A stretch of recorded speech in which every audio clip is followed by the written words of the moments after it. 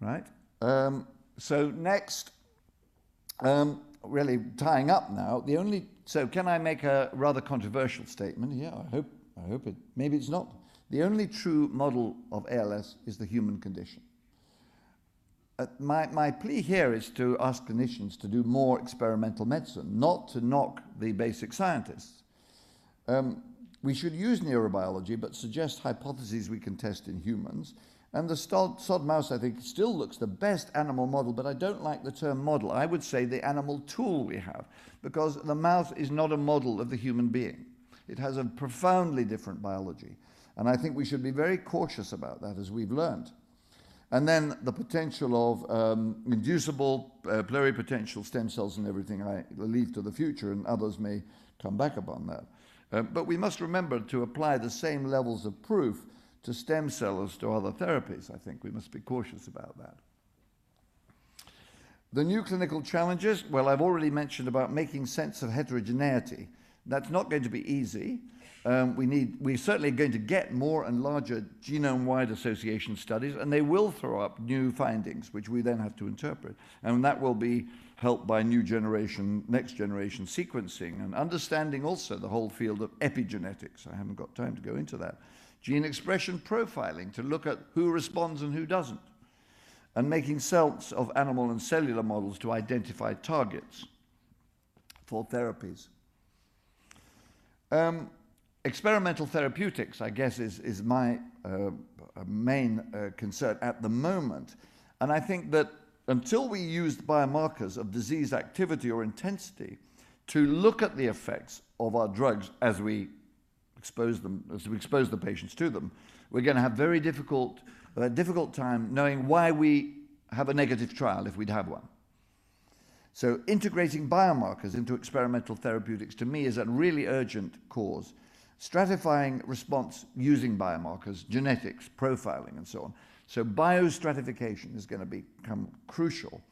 And we need to use both hypothesis-driven or even the classical, what I call gold-headed cane approach. That is the physician in Harley Street in London with a gold-headed cane saying, that is what it is. That's the significance of phenotype.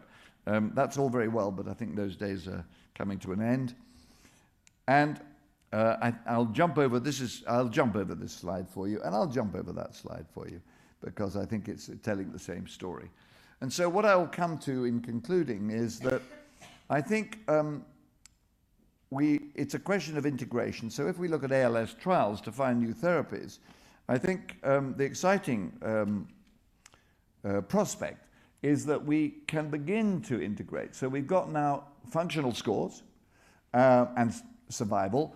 Undoubtedly will be used in different combinations for different needs in trials.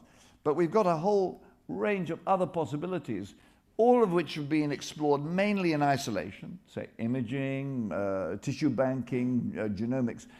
And I think now for the next 10 years, I hope, we will see increasing integration. The problem is it's costly. The companies are not keen to pay for studies on biomarkers if they don't relate specifically to their product and so on.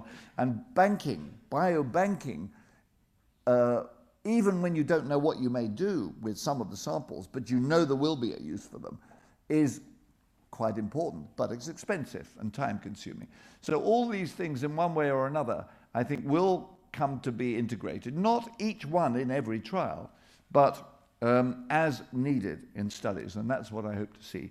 Finally, just to come back to the mondial issue, this is a slide of the distribution of clinical trials. It is a very North Hemisphere, Western-centric model, and there are huge areas of the world where very little research can be done, and I think that hopefully will also change and needs to change. And that's, the reasons for that are obvious, I guess. I'll just finish with where we are now. So in the middle, we have effective therapy, but where do we go? We have to halt disease, at least in some groups. We have pathogenesis, far more advanced, and now we need to go into patient to understand the detail of that, the finessing. Epidemiology, well, I'll leave this to argument. I don't know you know, how far that's gone.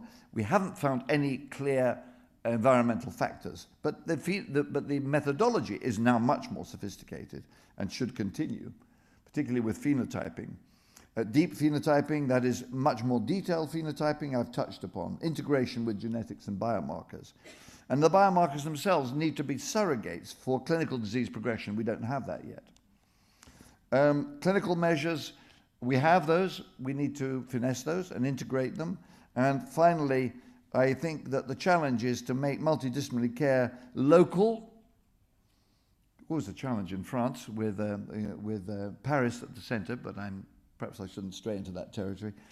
It needs to be local. People want to be seen close to home, ideally. That is the aspiration. Now, of course, it's brilliant to have centers in the big cities, and that's how we function. But ultimately, I would suggest it's not the only answer. It must be local, and it must be personalized medicine and flexible. That's the challenge. So the mythologies I've been through, and I won't label them. One disease, no. Highly selective, no. I've got time to go into that. Uniform cellular, no. We know the cerebellum's involved. We know in the fuzz mutations, TDP43, which is the other the successor of ubiquitin, is not involved in the same way. So it's not as uniform as we thought. And sporadic, well, what does that mean now? And finally, cognitive abnormalities, well, they are common. Not universal, but common. So I would end up saying that although there are huge challenges, I think that we have radically shifted through the help of organizations such as yourself, the prospects for people with ALS. And I think we have an agenda, if my agenda is anywhere close to what will happen, it may not be, that is both exciting and challenging, but also manageable, given the support of the likes of yourselves and the ministry. Thank you.